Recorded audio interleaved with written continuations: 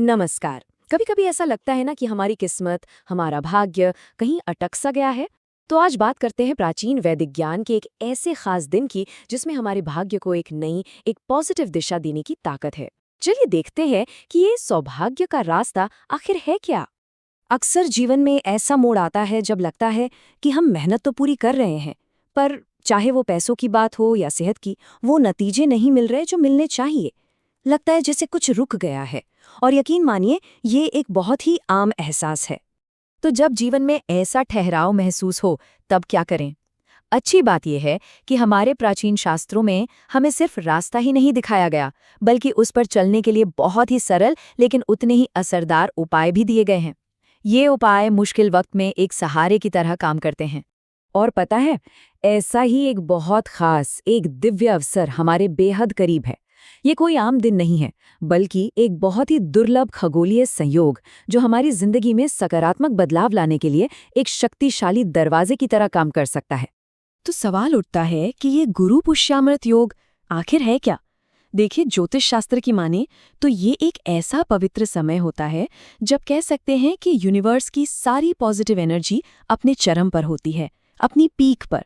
और इस दौरान अगर कोई भी अच्छा काम किया जाए, चाहे वो छोटा सा दान हो, किसी की मदद हो या किसी नए काम की शुरुआत, तो उसका फल, उसका रिजल्ट कई गुना बढ़ जाता है। तो ठीक है, अब सबसे जरूरी बात, इसका समय क्या है? तो इसे नोट कर लीजिए।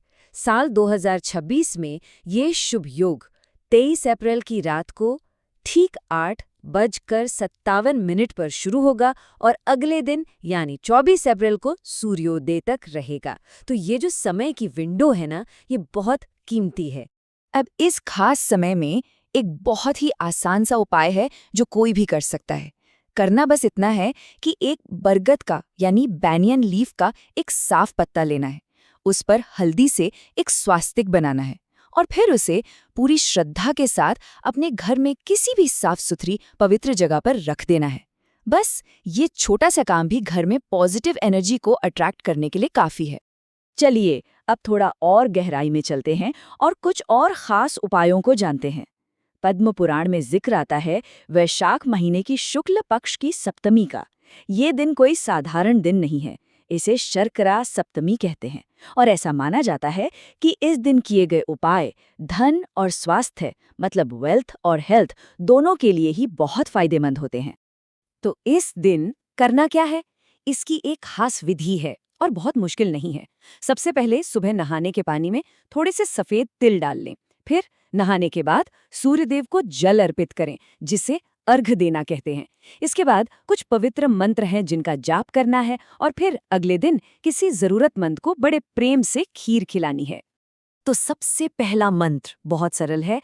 सूर्यदेव को प्रणाम करते हुए बस 3 बार कहना है, ओम नमः सवित्रे। यहाँ सवित्रे का मतलब है वो जो प्रकाश देता है, जो प्रेरणा देता है। तो ये एक तरह से सूर्य की लाइफ गिविंग एनर्जी से कनेक्ट होने का पहला स्टेप है। इसके बाद जब सूर्यदेव को जल चढ़ा रहे हों, उस समय इस मंत्र को बोलना है। इस मंत्र के जरिए हम सूर्यदेव से प्रार्थना करते हैं कि हमारी रक्षा करें, क्योंकि आप ही सभी देवताओं का रूप हैं और वेदों का सार भी आप ही में है। और अब आता है इस विधि का आखिरी और शायद सबसे जरूरी हिस्सा, सेवा का भाव। अपने हाथ से दूध चावल की एक सादी सी खीर बनानी है, उसमें थोड़ा घी डालकर, और उसे किसी जरूरतमंद को खिलाना है। अब यहाँ ये जरूरी नहीं कि कोई ब्राह्मण या साधु ही मिले, किसी छोटी कन्या को खिलाना भी उतना ही पुण्य का काम है। असल बात है वो सेवा की भावना। दिल से किया गया ये काम ही असल में प्रॉस्पेरिटी और अच्छी हेल्थ को अट्रैक्ट करता है। अच्छा, एक और मजेदार बात, ये जो सप्तमी है ना, इसे सिर्फ शर्करा सप्तमी ही नहीं कहते, इसके 2 और नाम भी हैं और हर नाम के साथ एक अलग और खास उपाय जुड़ा है। तो एक नाम है इसका कमल सप्तमी।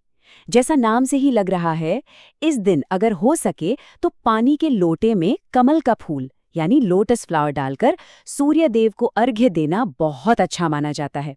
लेकिन सबसे अच्छी बात क्या है कि अगर कमल का फूल न मिले तो कोई बात नहीं, उसकी जगह अक्षत मतलब बिना टूटे हुए चावल, उनका इस्तेमाल भी उतना ही शुभ और फलदायी माना गया है। तो जब कमल या अक्षत से अर्घ्य दे रहे हों तब इस खास मंत्र का जाप करना चाहिए। इस मंत्र में हम सूर्यदेव को उनके अलग अलग नामों से जैसे दिवाकर, प्रभाकर, इनसे नमस्कार करते हैं। वो जो पूरे विश्व को संभालते हैं और हर जगह प्रकाश फैलाते हैं। चलिए अब इस दिन के तीसरे पहलू पर आते हैं जो सीधा सीधा हमारी हेल्थ से जुड़ा है।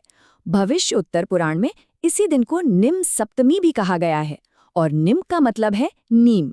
इसका उपाय तो और भी सीधा और बहुत पावरफुल है। सूर्यदेव को प्रणाम करने के बाद बस नीम की कुछ ताज़ी कोमल पत्तियां लेनी है और उन्हें एक खास मंत्र बोलते हुए खा लेना है। इसे एक तरह का एंशिएंट हेल्थ प्रोटेक्टर माना जाता है। और नीम की पत्तियां खाते वक्त इस मंत्र का जाप किया जाता है। इसका मतलब बहुत सुंदर है। हम नीम की पत्तियों से कह रहे हैं कि हे नीम के पत्ते, आप हमेशा ही कल्याण करते हो। आपका सेवन करने से मेरे सारे रोग दूर हों और मेरा भी भला हो। कितनी गहरी बात है। तो अभी तक हमने कई तरह के उपाय और मंत्र देखे, पर एक सवाल मन में आ सकता है कि क्या ये सब सिर्फ रीति रिवाज हैं, कर्मकांड है? जवाब है नहीं। इन सब के पीछे एक बहुत गहरा प्रिंसिपल, एक मूल सिद्धांत काम करता है। चलिए अब उसी को समझते हैं। आस्था का वो सच्चा रास्ता क्या है? इन उपायों के साथ साथ शास्त्र कहते हैं कि इस दिन जितना हो सके सादगी अपनानी चाहिए। Simple lifestyle. अगर मुमकिन हो तो जमीन पर सोएं और सबसे जरूरी बात, अपने मन को शांत रखें, स्थिर रखें। ये छोटी छोटी आदतें हैं, लेकिन ये हमारी लाइफ में एक बड़ा बैलेंस और पॉजिटिविटी ला सकती हैं। और आखिर में सबसे जरूरी बात जो इन सब उपायों का सार है, वो ये है कि कोई भी मंत्र, कोई भी उपाय तभी असर करता है जब उसके पीछे सच्ची श्रद्धा हो, अटूट विश्वास हो।